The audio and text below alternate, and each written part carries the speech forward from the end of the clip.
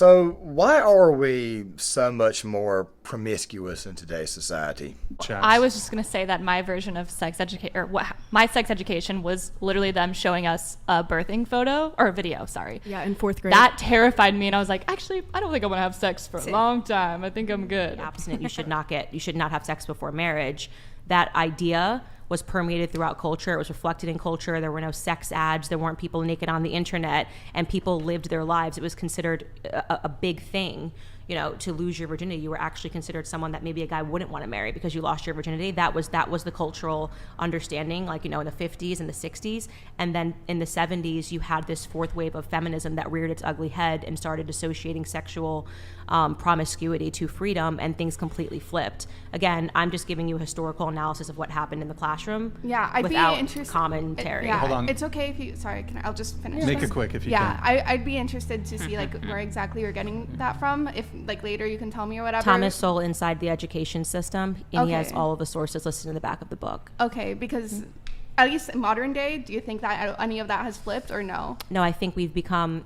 There was, to use a term, I was actually talking about this yesterday on a podcast. I thought it was pretty brilliant. Paul Joseph Watson, I love his YouTube stuff. And he started talking about Hoeflation.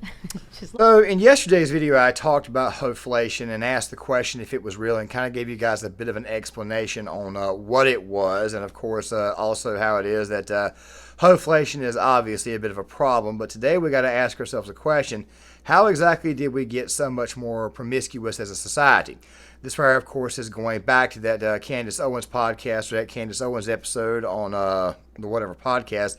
And don't worry, we'll talk about standards in sexual marketplace and also other videos later on this week. But we got to ask the question exactly how it is that we got so much more promiscuous as a society. Now, I could come out here and give you guys a great big giant video essay explaining the sexual revolution and what happened in the late 60s and what happened in the 1970s. But of course, there was this guy by the name of Thomas Sowell. Of course, some of you guys may know who he is.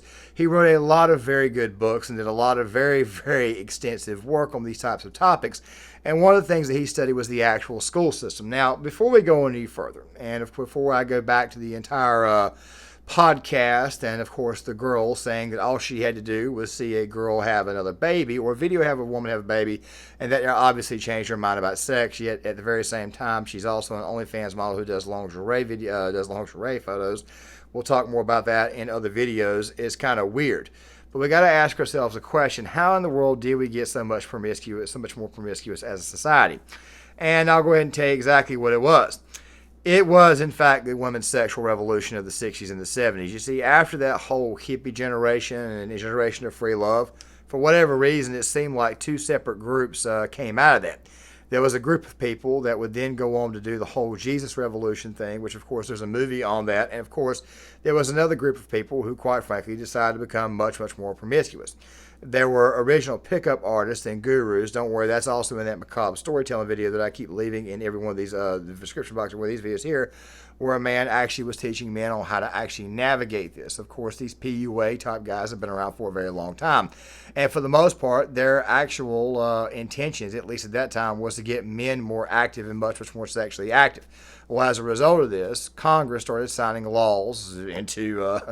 They started signing certain laws into effect, and a lot of this, of course, found its way into our school system. The AFLA, which also is known as the Chastity Act, was designed to help younger students, let's just say, it was designed to help younger students kind of keep it in their pants at a much, much younger age. In the 1980s or going into the 1980s, we had this thing called the AIDS virus. Now, at first, the AIDS virus was originally looked at as more of a gay community type thing, but over time, you would find out that AIDS and other additional sexually transmitted diseases could not just be transmitted through blood, which, by the way, was the main thing behind AIDS and HIV and all that stuff there. It was the initial assessment, of course, going into the 90s, which, by the way, is my actual generation, because I was an 80s baby who eventually became a 90s kid and then became an early 2000s young man, then eventually became a 2010s grown man. Don't worry, we'll probably do some generational studies at some point in time, because, of course, this channel is going to be going into video essays and much, much longer form content, much more extensively explaining things.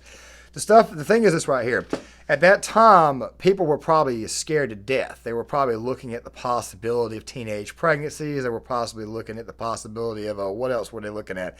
Possibility of STDs. They were looking at society change. They were already looking at this, so they decided to go ahead and try to put some form of measures in place.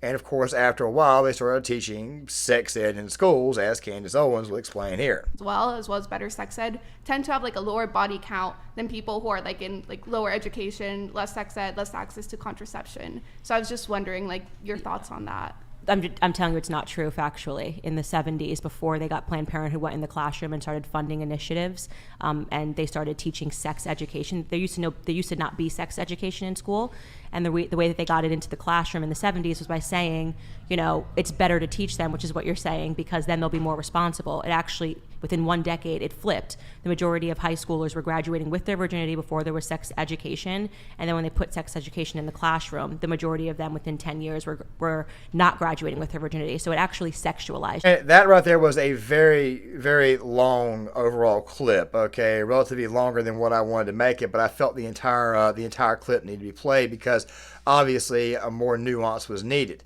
Now, granted, there's also another section where she talks about the sexualization of kids themselves. Don't worry, we will get to that here in a second because we have to go back in time to a certain incident that Project Veritas let out, which, by the way, most of us already knew what was going on. But still, though, it kind of helps explain exactly, I wouldn't say what's really going on today, but how it was that somebody took advantage of it. I mean, have you guys ever heard the expression, the road to hell was paved with good intentions? It's because, for the most part, it was paved with good intentions, but people obviously did not anticipate what was going on. I'll give you one more example. The Neuralink technology stuff that Elon Musk is coming up with, the stuff that would go into your brain or go in the back of your brain to help people who can't walk actually learn to walk or actually start walking again.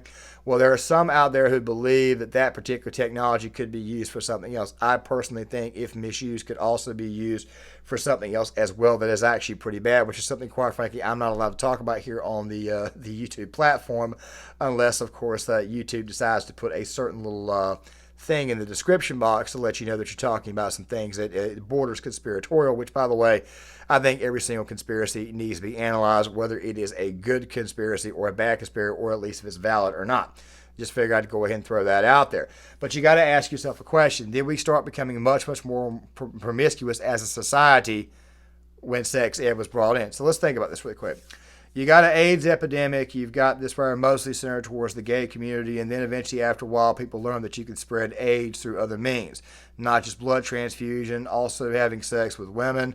Also, there are other STDs, other venereal diseases. I'm pretty sure you guys have known about this. And more of them have been more and more prevalent. Genital herpes, genital warts, all that type of stuff there. Herpes, of course, it stays with you like luggage. The clap, the crud, the burn, all that type of crap there. I mean, yeah. It's pretty well nasty. You should always try to find a way to practice safe sex, but even wearing a condom, unless it has spermicide, is not exactly what we call 100% effective. It's one of the reasons why it is when people ask me about the topic and ask me about my past, I typically look at people and say, do stuff responsibly, because I already understand that as much as we may want abstinence, especially for our younger generation, it more than likely is not going to occur with all the crap out there in the world. However, that does not mean that we should not stop fighting and we should not stop calling out BS. It also does not mean that we should stop educating those on what is to come or what could possibly happen. And at this moment in time, with Instagram, OnlyFans, and practically sex all over the place, I had a conversation with my mother a long time ago, and she was saying, you know what you should do? You should angle your content in along the lines of, is America the modern day Rome?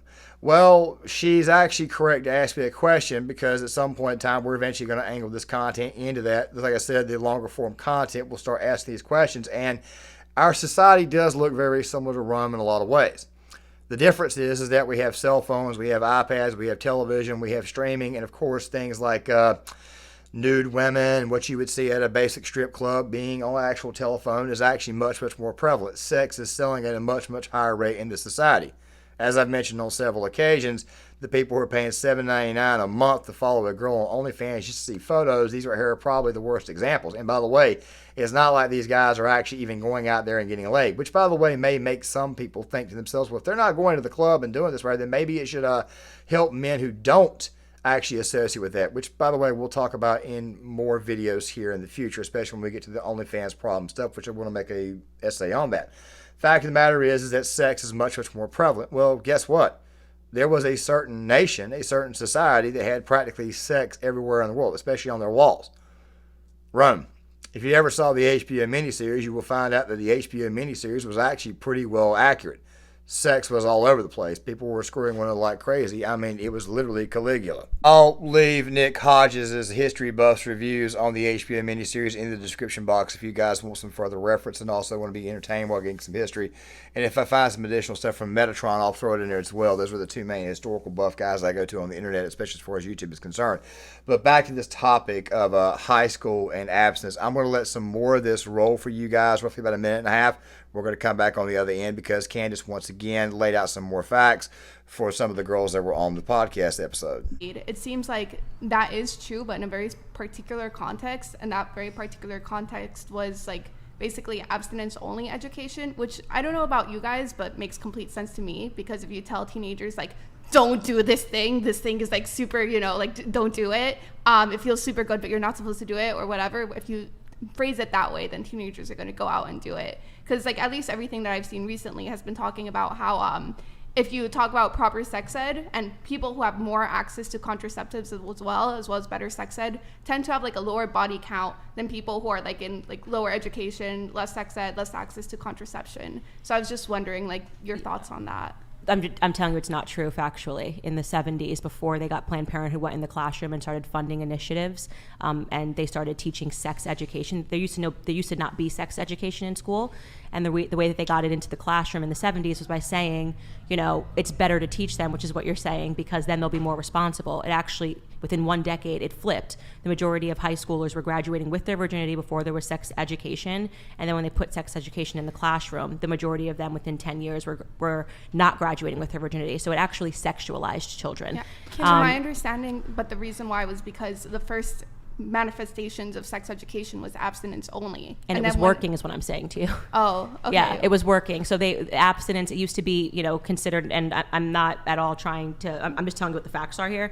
Like when abstinence was the cultural simulation, when everyone said you should be abstinent, you should not have sex before marriage, that idea was permeated throughout culture. It was reflected in culture. There were no sex ads. There weren't people naked on the internet, and people lived their lives. It was considered a big thing. I'm going to I wouldn't say this is disagreeing or agreeing. I'm going to kind of give a bit of an alternative take.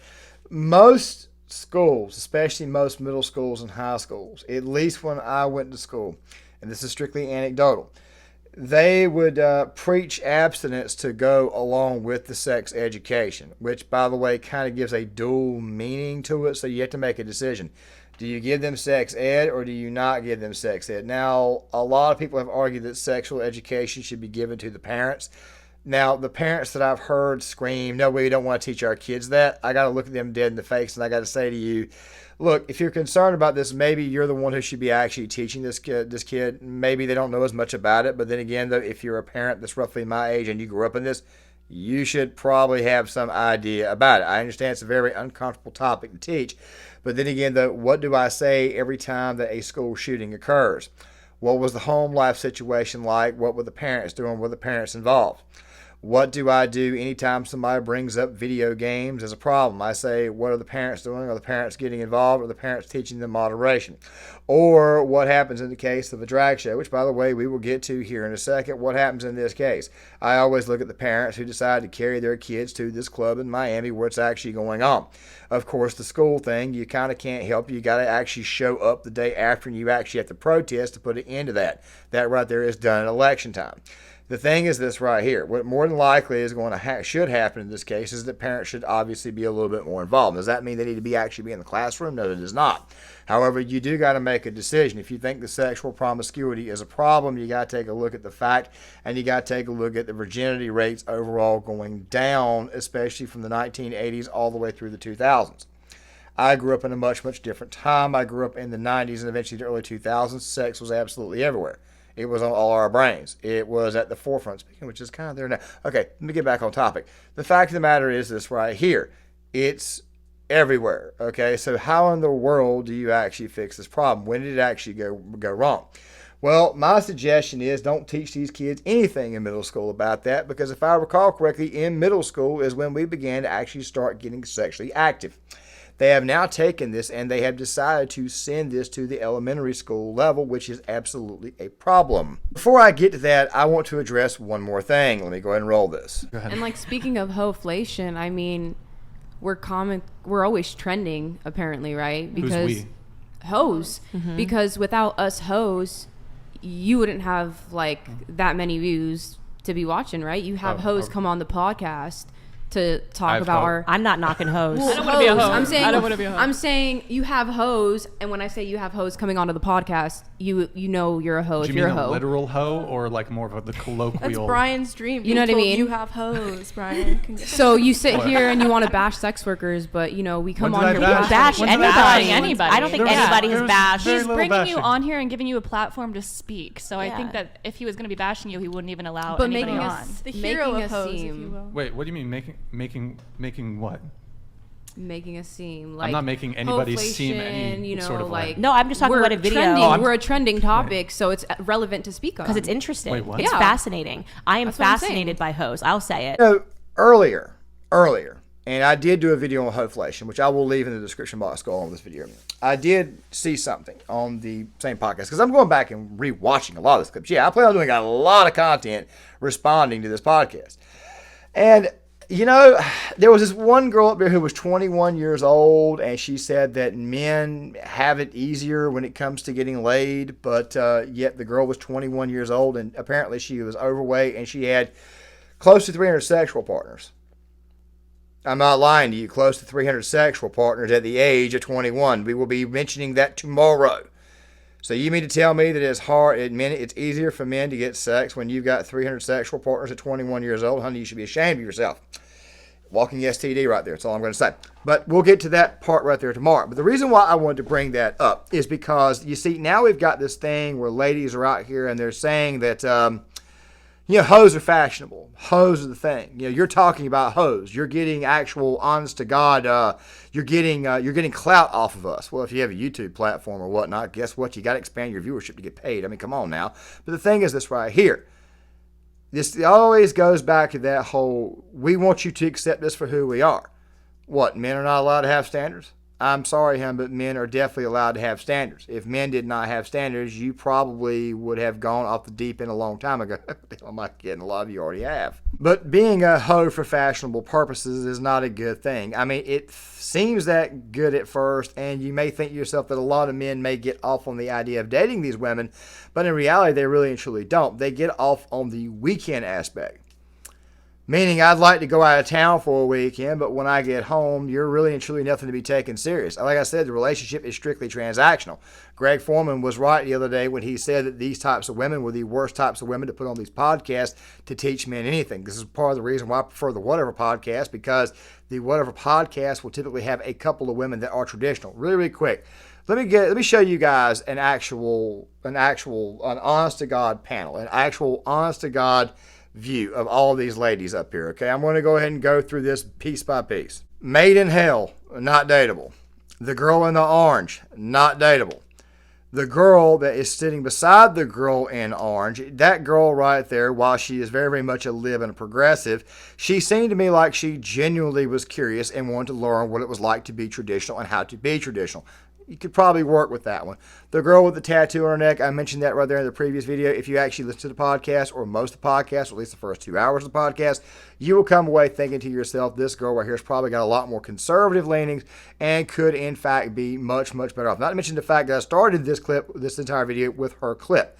Then you get the other two girls, the one in the blue, the one in the blue where you see no cleavage, and you see the other girl who's got the dark hair, and of course Candace. These right here are what actual traditional women look like. The girl with the tattoo all looks like a girl who's very, very into the idea of possibly being that way. If a woman shows interest in trying to change, then more than likely you probably can work with that. She will more than likely reform herself, where the other ones, on the other hand, they're pretty much lost causes. They're going to keep screwing and screwing and screwing. And if they do end up with the man, you're going to find out 10 years later that he's probably got just as many STDs as she does. And people believe that this type of stuff actually started and began to get completely out of hand once you got to the 1980s, when sex ed was beginning to be taught in schools.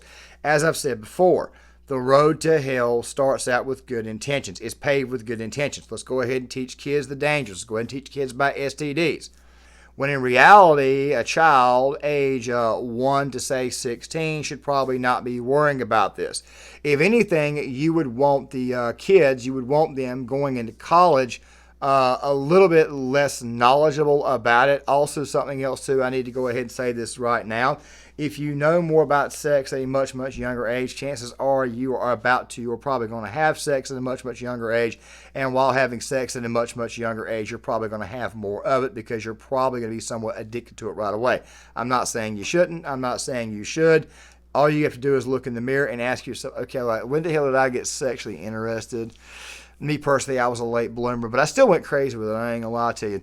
Typically, those who are losing their virginity at 14, 15 years old are more and more likely to get laid more and more frequently. And of course, if this right involves women, guess what? They're going to have much, much higher body counts, which is going to lead to the conundrum that we have now. That conundrum that we have now is Hoeflation, because after a while, it takes more and more and more to satisfy somebody. And then after a while, you're going to start demanding from people who, quite frankly, cannot provide everything that you're asking for. A lot of these standards, quite frankly, are unrealistic. We will talk more about that in the next video. But exactly how far has it gotten as far as the sexualization of our kids? And this right here is going to be the last thing I'm going to talk about. Do you guys remember, I think it was last year, Project Veritas, long before, right before James O'Keefe was eventually ran out of there by a bunch of jerks, by a bunch of people who are probably owned by the establishment? Do you guys remember there was a story that he uncovered of this guy named, well, I'll just remind you. Our LGBTQ plus health center come in. They were passing around butt plugs and dildos to my students, talking about queer sex, using lube versus using spit. Meet Joe Bruno, Dean of Students at the prestigious Francis W. Parker Private School in Chicago, which happens to charge $40,000 per student. They're just like passing around dildos, butt plugs. The kids are just playing with them. They're like, how does this butt plug work? How do we do, how does this work? That's a really cool part of my job. Parents might be stunned to learn that Bruno's version of love and acceptance means handing out sex toys to underage students. So I've been the dean for 4 years. During Pride, we do a Pride Week every year, and I had our LGBTQ plus health center come in. They were passing around butt plugs and dildos to my students, talking about queer sex, using lube versus using spit. That guy there, Bruno. Yeah. You've got so many sick people right now in the school systems, and what they're doing is they're bringing their extremely sick thoughts. So I can already hear somebody saying, well, shouldn't the school system actually vet these people? Yes, they should vet these people. They should vet the hell out of these damn people. No school system should allow jerks like that right there to work for it. Fact of the matter is that this right here has created an environment where sick people can come in and actually go after our children. That right there is the problem with this. So it's very, very possible that not only has this right here led to a decrease in overall virginity by the time somebody gets a certain age or by the time somebody gets married, which I understand, not everybody's going to be a virgin by the time they get married. I understand that. I'm not passing judgment on anybody. Like I said at the very beginning of the video, I'm not passing judgment on anybody for abstaining. I'm not doing that at all. I'm not passing judgment on anybody for having a lot of partners. I'm not doing that at all. I'm just simply explaining to you that right there, going ahead and doing sex at a very, very young age has kind of led to this can of worms that we're living in. So yes, it has contributed to the sexualization of our kids. It's also contributed to the over-sexualization. It's also contributed to the vast array of divorce in this country, which, by the way, also contributes to the extremely high amounts of money that men have got to pay in child support and also in alimony, which, by the way, while I am okay with child support, I am not okay with alimony. I know this because my parents divorced. Alimony, which, by the way, my parents never had to pay either one, alimony, in my opinion, almost feels like reparations. Now, if a husband was abusive or whatnot, then maybe a conversation could be had. But some of these girls are just getting outright alimony right now for no reason. I didn't want to go too far off topic, but that right there is what the hell happened. The minute you started teaching these kids about sex ed with the intentions, obviously, that were good, bad things started to occur, and one of the things that started to occur was that people started finding ways around it. It gauged their curiosity a little bit too much. If anything, what should have happened was that the sexual education should probably not have occurred until sometime in high school. If I sound like a bit of a prude, I really and truly don't care. If they had actually done it and actually waited until then maybe it would not have been as bad, because the curiosity would have peaked much, much later. Kids could have actually been focusing on being actual kids. Kids could have gone to their parents, and parents could have actually parented. But now that we've got parents out here on social media, and we've got parents sending their lives over to social media, and it's been going on for a long time, now we are in this situation. So yes, Candace is correct. This right here started in our schools. It started as early as middle school, and now it has trickled down to elementary school. With that right there being said, guys, I'm going to go ahead and halt this part now. There'll be another video out tomorrow afternoon after this video right here, talking about the overall marketplace and unrealistic standards. So make sure you guys stick around for all that. We're going to be talking about this issue all the way through Friday. Make sure you guys hit that like button, subscribe, share the video, sign off in the comment section. I would love to get you guys' thoughts. Please consider subscribing, and I will see you guys later.